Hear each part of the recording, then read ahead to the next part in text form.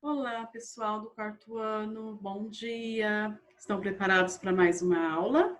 Hoje, quarta-feira, dia 17 de junho de 2020.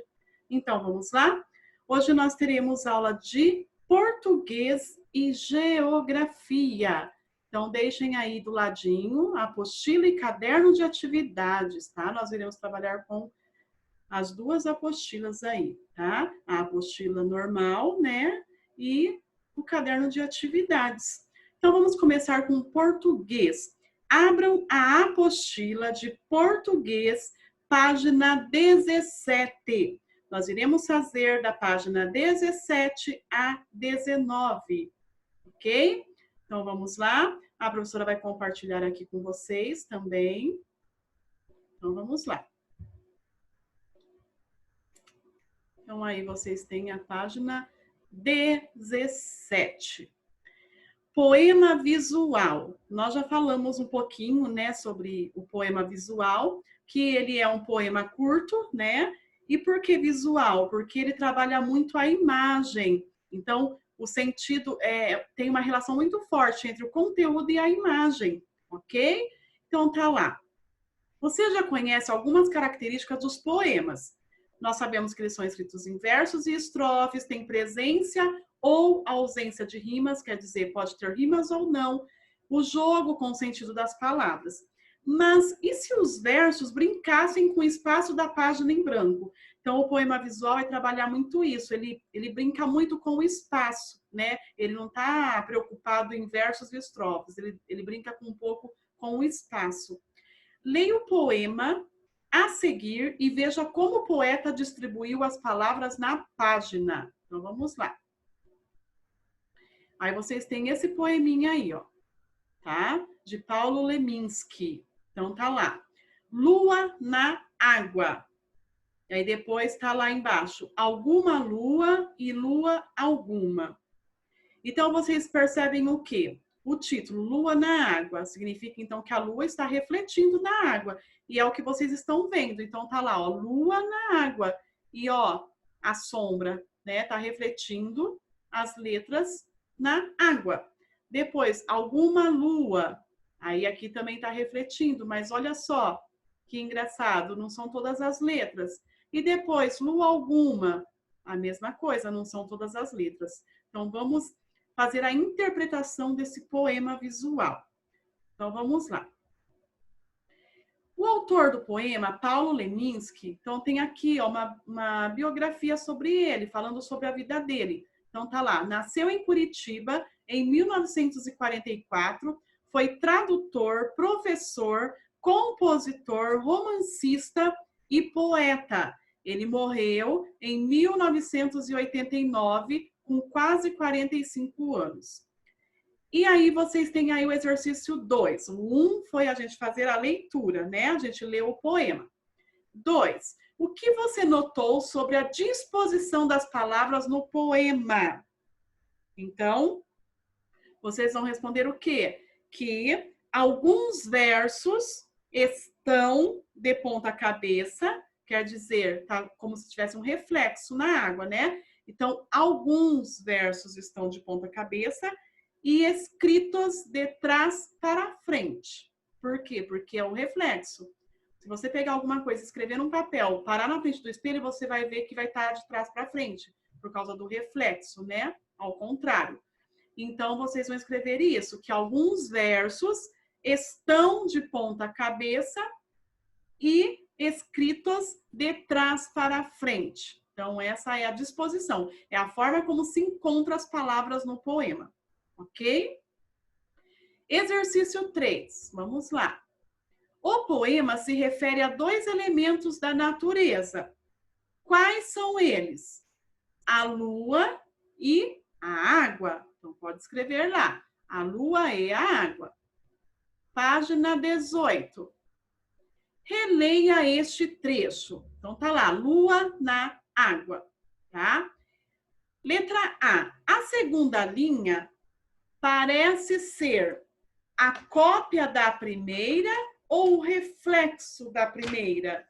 Então, nós vimos que é o reflexo, né? Não é a cópia, senão estaria escrito igualzinho. Então, é o reflexo da primeira. Letra B. Vocês têm aí lua na água e depois lá também, né, o reflexo, só que a gente vai relacionar. Então, qual a escrita? A primeira linha ou a segunda linha que representa a água? Então, lua na água. Qual dessas duas frases? A da primeira linha ou da segunda, que representa a água? Com certeza vai ser aqui, pessoal, a segunda linha, porque o reflexo está sendo feito na água. Então, vocês vão ligar. Vocês vão ligar aqui essa segunda linha aqui, nesse quadro. Representa a água. E se, então, se essa segunda linha representa a água, a primeira linha representa a lua. Então, vocês vão ligar. Representa a lua. Continuando, vamos lá. Letra C. Qual das imagens a seguir melhor representa esses versos? Então, qual dessas imagens melhor representa a lua na água? Com certeza, a primeira imagem, né? Então, vocês vão fazer um X aqui, na primeira imagem. Então, essa representa a lua na água, ó, a lua e o reflexo dela na água. Então, ela que representa, ela é a imagem que melhor representa esses versos do poema. Exercício 5, vamos lá. Releia a segunda parte do poema, Lua Alguma. No segundo verso, nem todas as letras estão refletidas. Por quê? E aí, o que vocês responderam? Porque vocês acham que aqui, ó, não está todas as letras refletidas na água? Olha só que interessante, só que letra que repetiu? L, U e A, que forma a palavra lua. Então, por que nem todas as letras estão refletidas? Então, pode escrever aí. Porque a intenção, né, do autor foi formar a palavra lua. Então, foi proposital. Então, ele fez questão de só fazer a imagem refletida dessas três letras. Então, por quê que só foi feito o reflexo dessas três letras? Porque a intenção do autor foi escrever, formar a palavra lua, certo? E página 19, vamos lá. Exercício 6. Por qual parte você começou a ler o poema? Aí vai ser pessoal, tá? Cada um vai escrever. Quando você viu esse poema visual, por qual parte que você começou a ler? Aí cada um vai escrever. Se você começou normalmente pela primeira linha, que está lá a lua na água, ou se você começou de baixo para cima, né? Ao contrário. Então, cada um vai escrever aí de que parte que você começou a ler o poema, certo? Exercício 7. Deixa eu aqui. Começar a ler o poema pela segunda ou pela terceira parte prejudica o entendimento do texto? Não, não vai prejudicar. Por que vocês acham que não prejudica, pessoal? Porque em todas as partes você tem a noção de que está sendo falado sobre o reflexo de alguma coisa. E no caso é o reflexo da lua, né? Então aí, como nós estamos trabalhando com um poema, uma escrita, então é o reflexo das letras, acaba acontecendo como se fosse o reflexo das letras na água, né? Então não prejudicaria não, tá? Então aí cada um escreve do seu jeitinho. Então, não prejudicaria, porque a intenção era fazer de que está havendo esse reflexo na água. Então, em qualquer uma das linhas, tanto na última como na primeira, nos passa essa impressão de reflexo na água, ok? Exercício 8. Vamos lá. No poema, apenas 6 letras se repetem formando as palavras. Que letras são essas? Então, são as letras A, L, U, M, N e G, né? Então, são aí, ó, 1, 2, 3, 4, 5, 6 letras. A, L, U, M, N, G. São 6 letras. E exercício 9, a repetição de palavras com as mesmas letras confere ao poema uma leitura com sonoridade, quer dizer, com som, né, parecidos, ou uma leitura com monotonia. É uma leitura com sonoridade.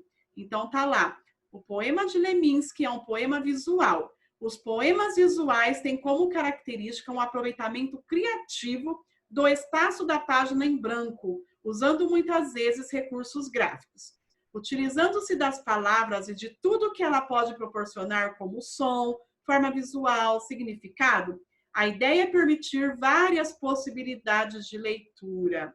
Então, podem pegar o marca-texto, pessoal, e grifar aí essa parte que está falando sobre os poemas visuais, as características de um poema visual. Ok? Agora a professora vai voltar e vocês vão pegar o caderno de atividades. Abram lá na página 10. Página 10, caderno de atividades, lá de português, página 10, tá? Então, vamos lá. Nós temos aí mais um poema visual. Vocês podem observar que está escrito o quê? Lixo, certo? Só que quais palavrinhas que está escrito pequeno dentro dessas letras que formam a palavra lixo? Está a palavrinha luxo.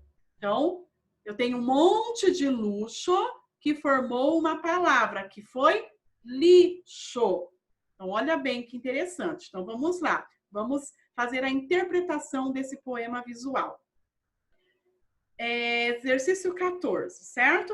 O poema é composto de 2 palavras. Quais são elas? Então, acabamos de falar. Luxo e lixo. Então, é composto por essas 2 palavrinhas. Em sua opinião, qual é a relação entre luxo e lixo? Por que vocês acham que teve aí um monte de luxo escrito para formar a palavra lixo? Então, que relação que tem entre essas 2 palavrinhas? Significa que o luxo em excesso, né? Quer dizer, ter muita coisa, muita coisa, muita coisa, ele gera o acúmulo de lixo. Então, pode escrever aí. O luxo em excesso, tá? Em quantia muito grande, acumula lixos. Como assim, professora? Por exemplo, eu tenho lá meus brinquedos. Ah, mas eu peço lá para a mamãe, eu quero outro brinquedo. Mas a mamãe vai falar assim, não, mas você já tem um monte de brinquedo. Não, porque eu quero, porque eu quero. Aí a mamãe vai lá e compra outro. Aí daqui a pouco, passado mais uns tempos, mais uma semana, uns dias, você pede outro brinquedo. Só que você já tem um monte de brinquedo. Então, tem necessidade de estar comprando mais brinquedos? Não.